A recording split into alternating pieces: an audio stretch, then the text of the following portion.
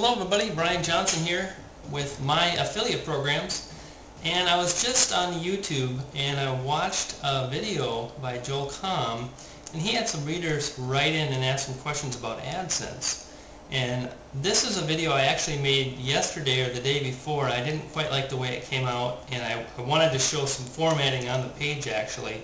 And really what the video centers around is the amount of ads that you display on a page and trying to reduce the amount of advertisers to ensure the ads that are being displayed are the highest in the category, which obviously is going to earn you more revenue, but at the same time still trying to maintain plenty of ads for people to click on, because as we know, people don't really read web pages.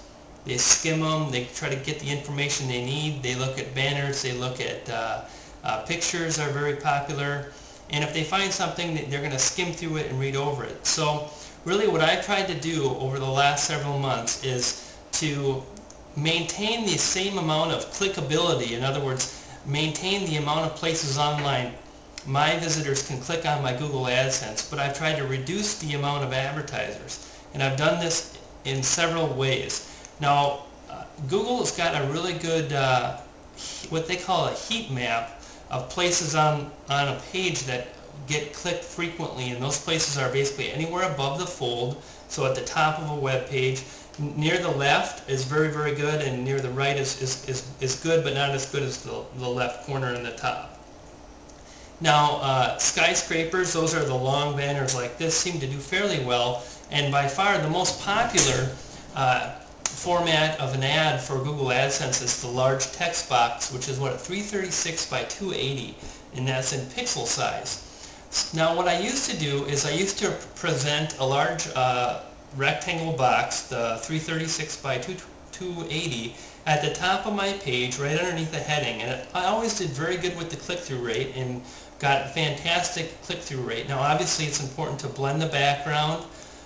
Blend the background to the same color as your web page.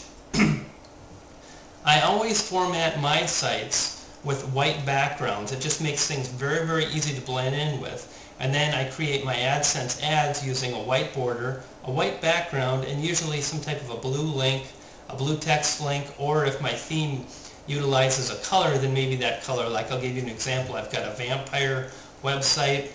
It's got about 15 or 20 pages about the history of vampires and things people can buy and things like that. So the text on that blog is red for blood.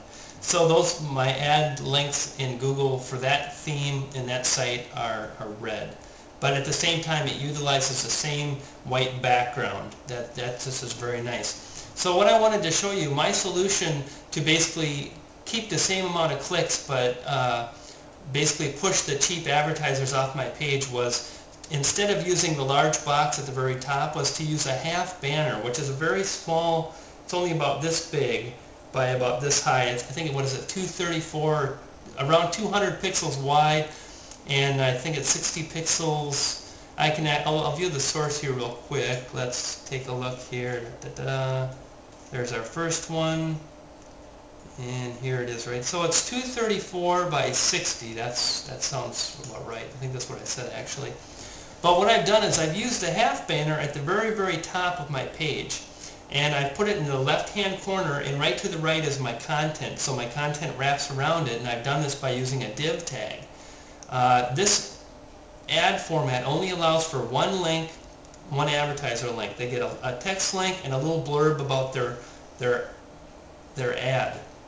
Then in the right-hand section in the sidebar, I used to have a skyscraper that featured links.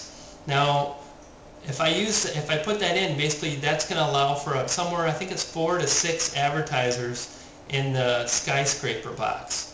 So by using the half banner, and then what I've done with the skyscraper, instead of using text ad links, I've gone ahead and I've just only used one image ad.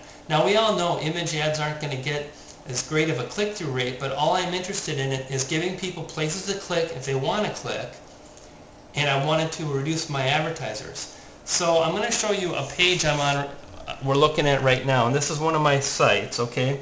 So as you can see in the left-hand corner, there's the start of my page. You see the H1 tag, and then I've got my half banner, and by using a div tag I wrap the text around that so it blends perfectly with the content.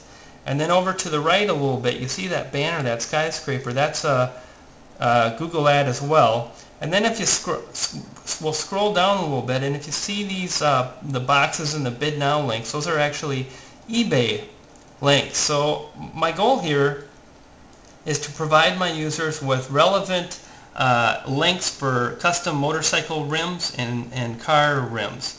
And then at the bottom I provided the rectangle box. So if they get all the way to the bottom, they have 4 links they can click on. So okay, we're back to Brian now. By utilizing this method, what I've been able to do is the amount of advertisers on my page used to be somewhere around 12 to 16, I think. And now I have no more than 6 advertisers total on my page. So anywhere someone clicks, I'm going to get a pretty decent payout for that click, but I still maintain all the places for people to click online. It's really a great way to make sure you're not earning 1 or 2 cents per click, and that's going to happen when you basically fill your page with tons of big blocks using Adsense. My goal here is really to send people to the eBay affiliate program, where if they've been on one of these motorcycle rims, that I can tell you some of them are pretty expensive. Here's one for $449, here's one for $50, here's one for $100. So these are $5, $6, $10, $20 payments through eBay, and of course if someone signs up for the eBay program, I'm going to earn that $25 premium for our new registration. So reducing the amount of advertisers on your page oftentimes can improve your overall Google AdSense earnings, and this was just a response to a video that Joel Comm had made, and I'm going to post this as a video response just because some of his users were asking questions about the amount of advertisers and things, and this is something I've been working on. So I hope you found this information helpful, and if you have, subscribe to my YouTube channel, and I'd love to hear your comments or questions. Take care.